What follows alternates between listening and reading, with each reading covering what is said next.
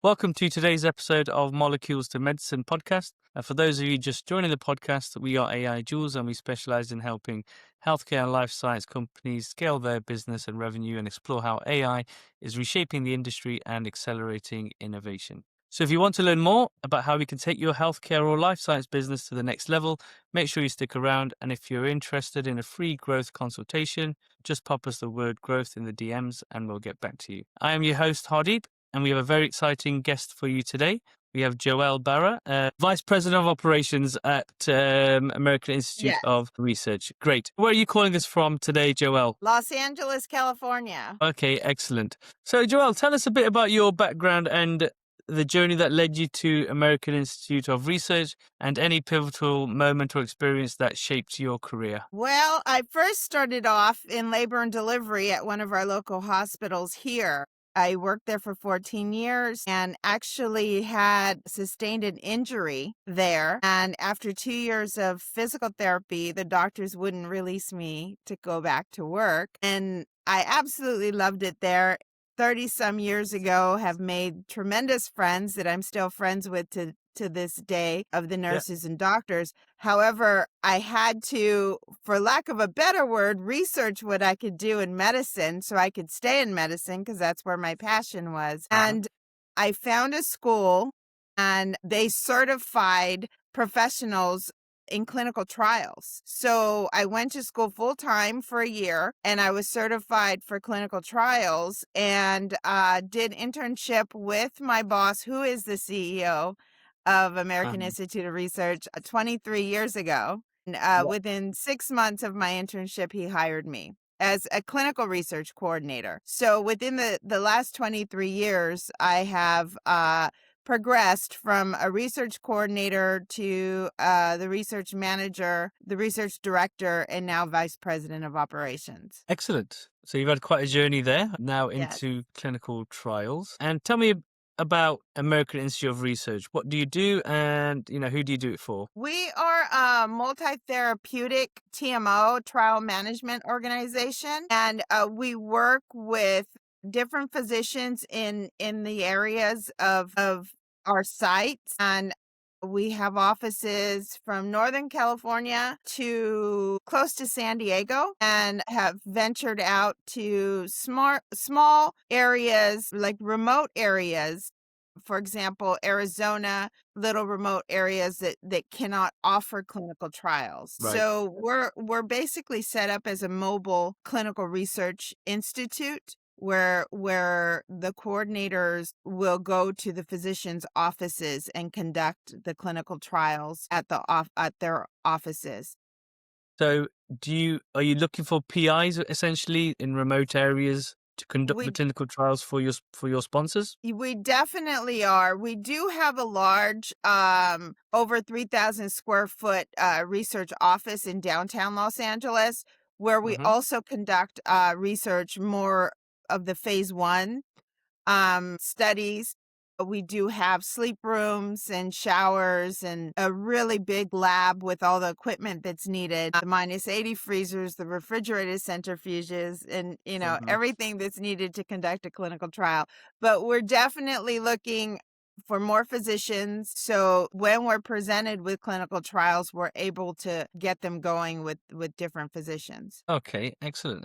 So you're focusing in downtown Los Angeles, phase 1 at your own institute. Then moving out there, you can do phase 2 to 3 as well? Absolutely. We have a urologist in the building that we run phase 1 through 4 trials with. We have a nephrologist in the building as well, that we run, CKD trials with. And then, for example, we have cardiology in Beverly Hills. That's where we give the patients the options of coming to our clinic in downtown LA or at the cardiologist's office in Beverly Hills. Okay, great. And what problem does American Institute of Research trying to solve? Why does it matter to the doctors or to the patients? The trying to educate physicians into clinical trials. What we've noticed, especially our urologist who we've worked with now for 18 years, he did a clinical trial all on his own.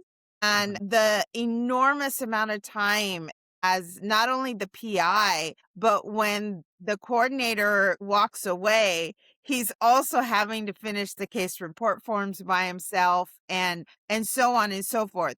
So having to try to convince him to give us a chance and let us help him conduct clinical trials was a big feat because it was the education of how clinical trials should run within the ICH GCP guidelines and what we do as a company with our educated staff to ease the burden of overhead for them and payroll and so on and so forth. So as soon as we were able to convince him, like I said, he's been working with us for 18 years.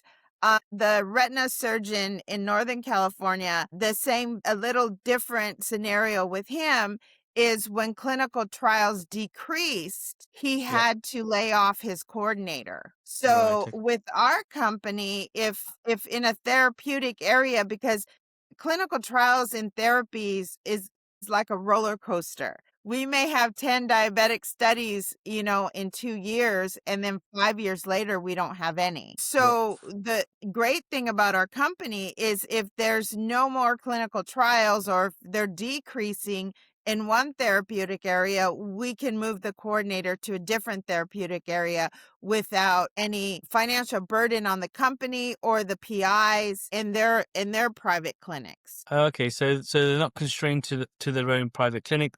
You are able to outsource them to different trials in different locations, in different geographical locations as well. Well, we have coordinators in the different locations, like our Orange County area, for example. We have a coordinator who lives in Orange County, Right. so they're not driving from downtown Los Angeles all the Yeah. way to almost the San Diego border, Mm. and so we have them in different geographical locations. Our corporate office in downtown LA houses our budgets and contracts manager, our regulatory coordinators, those staff members, they're not mobile. Okay. Interesting model. And what's the biggest challenges or bottlenecks that you're facing in the clinical research sector right now? Trials. I think, before we used to, just receive phone calls from CROs right and left, that we've worked with in the past, Mhm. there's a new trial coming up, would you like to do it? Now we've had, and I don't know, I'm not a huge political person, but I think that whatever's going on in Washington is putting a big damper on clinical trials. We have had 2 clinical trials completely stop before they even got started, and I believe it's for funding. Right. So are the CROs contacting you to find them the PIs and Uh, ultimately help with patient recruitment? Yes, so usually the conversation that takes place is, for example, we have a new hypertension trial that's starting. Do you have a PI for that? Right. And sometimes I meet with the higher ups. Maybe the medical monitor is meeting us at one site. This happened a few years back, and it used to happen often where I've met, a medical monitor at a different meeting at a different Mhm. site and basically was given the trial to put at another site and told, if you're going to supervise it, I'll give it to you for another Right. doctor. So usually the CROs and the pharmaceutical companies know the standard operating procedures we work with that I've developed, the training that I've developed for the coordinators, and what we adhere to with ICH. Okay. Great. It's a very interesting model. So once you find the PI, you then send your own coordinator to help manage that study with that new PI, and you're sort of opening the door to increase recruitment in areas where there's probably less patients, or if a sponsor is struggling with recruitment, you're able to target different areas to really help boost recruitment. Yes. Okay, that's great. And how is American Institute of Research different from others trying to solve this problem? Know if it's different.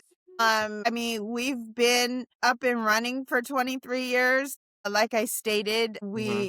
we're multi-therapeutic. Some CROs are vaccine only. Some not CROs, excuse me, SMOs are just a few therapies. I think Okay. that I love the aspect of learning and growing in multi-therapies. And I always use this example every time I talk about being multi-therapeutic. When I worked labor and delivery, we had a cardiac patient who was pregnant, who was told never to get pregnant because it technically would have killed her. And it actually Right. did kill her. We wanted to send her to the cardiac unit because there was nothing we could do anymore in labor and delivery. We didn't have the equipment to monitor her heart. Cardiology Yeah. Okay. section of the hospital would not take her because they were afraid, Right. because they didn't know anything about labor and delivery. And I just couldn't comprehend that when you go to medical school or you go to nursing school, you have to learn every therapeutic area in order to be licensed. And Yeah. just couldn't comprehend that cardiology wouldn't take her until I realized once you specialize in something, you tend to forget everything else that you learned. So Right. being Yeah. in a clinical research arena that's multi-therapeutic, you just heighten everything you've learned in medicine. Very good. Yes. Yeah. So yeah, not being stuck to a couple of therapeutic areas really does open the market up for you as well, which is very, very good. And where do you see the biggest opportunities for innovation or impact within clinical research right now? And looking ahead, what excites you the most? What excites me the most is, I don't know if I'm able to talk about pharmaceutical companies or not, but we're working with a pharmaceutical company right now that Hmm. has this medication. Not their first medication, but their obesity medication is, I used to call it a double threat. We're working with a newer medication, and now I call it a triple threat. Think that medicine grows each year. It develops better and better medicine for the world. And Hmm. to see this medication and see what it's doing to these patients is just going to be tremendous when it gets approved. And I Okay. can't wait until they come up with even better one than what they have now. Well, that's the goal, isn't it? Working in this industry is the progress of medicine really, and helping patients ultimately with It's any diseases they have. Yes, it's absolutely amazing to be able to work in arenas that there's no hope. 20 years ago, I worked on my very first wet macular degeneration trial that was causing blindness. At that time, there's no treatment. So when the retina specialist would say you have macular degeneration, sorry about your luck. Genentech came out with Lucentis. And before it was Lucentis, we did the clinical trials and we were masked to the placebo arm, so to speak. It was a masked sham injection. And 6 months into it, my very first patient, I walked him out and he told me, I didn't want to be in this clinical trial. And he says, but Mhm. my son made me. And he says, 6 months ago, I had cloud in my eye and black spots everywhere. And he says, today I got to read the newspaper. Oh wow. And at that point, I myself got tears in my eyes because I knew he got the drug. I knew he Mhm. didn't get the sham procedure. And after we did 2 trials with AMD and the medication was approved, and it was saving the vision, across the world. And now again, that was 20 years ago. So now we're working on gene therapy for macular degeneration. And Mhm. the medicine just keeps getting better. Yes, innovation is always pushing forward, which is excellent to always hear. And what stage is American Institute of Research at right now? And what does growth look like in the next 12 months? Well, we're recruiting more physicians. So we definitely hope to pick up clinical trials in more therapeutic areas. In with the recruitment of more physicians, we will be able to broaden more trials and Okay. more areas. So Okay. our growth for 2026 is trying to get out, into Nevada, Arizona areas, as well as some remote. There are still remote places in California. Okay. What growth channels are currently working best for you to hit those targets? Usually it's easier to recruit physicians from introductions from other physicians. I'm president of ACRP's Greater Los Angeles chapter, and Uh-huh. I just completed an event in Orange County, and I met a physician who is trying to get into clinical trials. So I'm like, well, you've come to the right place. So, she I guess tried with a different SMO and it just didn't work. So I don't know their